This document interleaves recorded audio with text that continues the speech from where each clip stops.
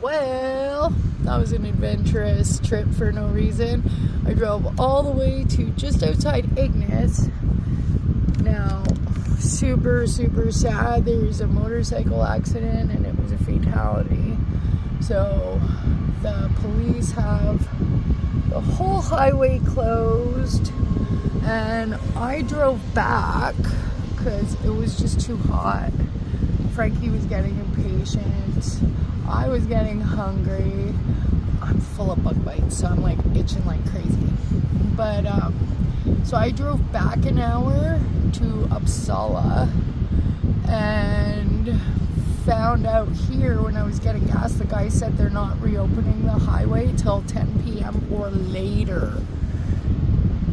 There is no way we would have survived in the blazing heat on that concrete till 10 p.m. No food, no nothing, no. So I was super irritated driving back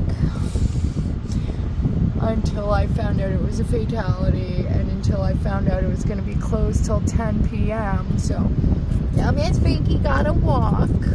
Now she's watching the train. Watching the train go by, because that's a thing. And she seems to think it's interesting. What's all that, eh, Bug? But she went for a walk. And now we got food, we got water, we have a full tank of gas. And Missy knows to never go anywhere with no food.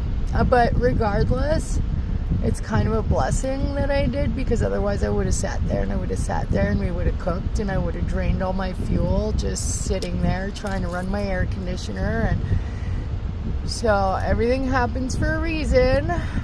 I didn't bring food so that I'd have to turn around because I was starving, and now I saved myself probably more fuel than I would have wasted and a lot more patience. So now I could just sit here, hang out with my puppy, walk her, watch some movies, and tomorrow is another day.